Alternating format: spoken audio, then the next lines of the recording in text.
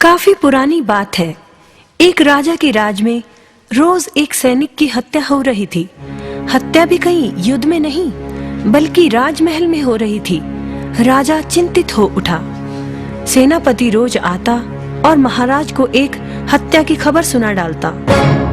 महाराज, आज फिर राजमहल में हमारे एक सैनिक की किसी ने हत्या कर दी। कौन है ये दुष्ट?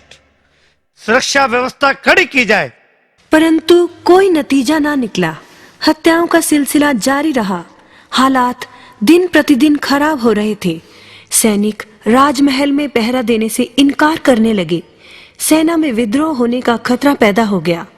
राजा का इकलौता पुत्र राजकुमार प्रियवर्धन शिक्षा पूरी कर महल में पहुंचा। पिता को उदास देखकर कारण पूछा। वह भी चिंतित हो उठा। उसने हत्याओं का पूरा विवरण इकट्ठा किया। उसे जानकर आश्चर्य हुआ कि हत्या सिर्फ उसी सैनिक की होती थी जो अकेला पहरा दे रहा होता था। इसका मतलब साफ था कि जो कोई भी हत्यारा था वो इकट्ठे सैनिकों का सामना करना नहीं चाहता था। राजकुमार ने सैनिकों को आज्ञा दी, अकेले कहीं खड़े ना हो, 5-5 सैनिक इकट्ठे पहरा दें। जो आज्ञा छोटे महाराज। परिणाम सुखद निकला। कई दिन बीत गए, किसी सैनिक की हत्या ना हुई। सभी खुश थे। एक दिन राजकुमार ने सेनापति को बुलाया और कहा, सेनापति, लगता है हत्यारा भाग गया है।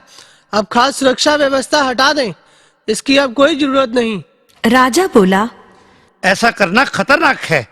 वह हत्यारा फिर वैसी कोशिश कर सकता है। राजकुमार ने कहा, अब वह ऐसी कोशिश नहीं करेगा पिताजी।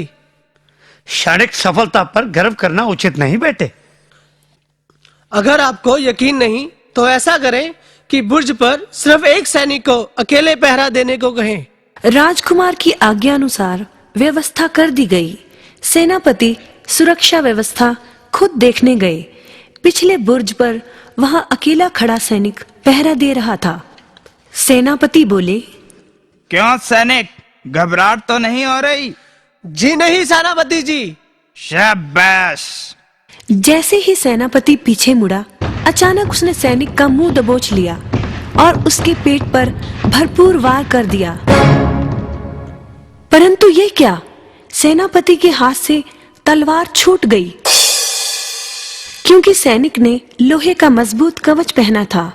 इससे पहले कि उसकी समझ में कुछ आता, सैनिक ने सेनापति की गर्दन पर तलवार रख दी और मुस्कुराते हुए बोला, क्यों सेनापति जी, लगता है आपने पहचाना नहीं मुझे।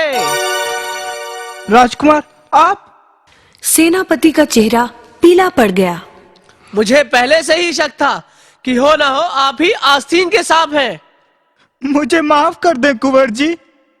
सेनापति को गिरफ्तार कर कारागार में डाल दिया जाए। देखा बच्चों, किसी पर भी सोचे समझे बिना विश्वास नहीं करना चाहिए।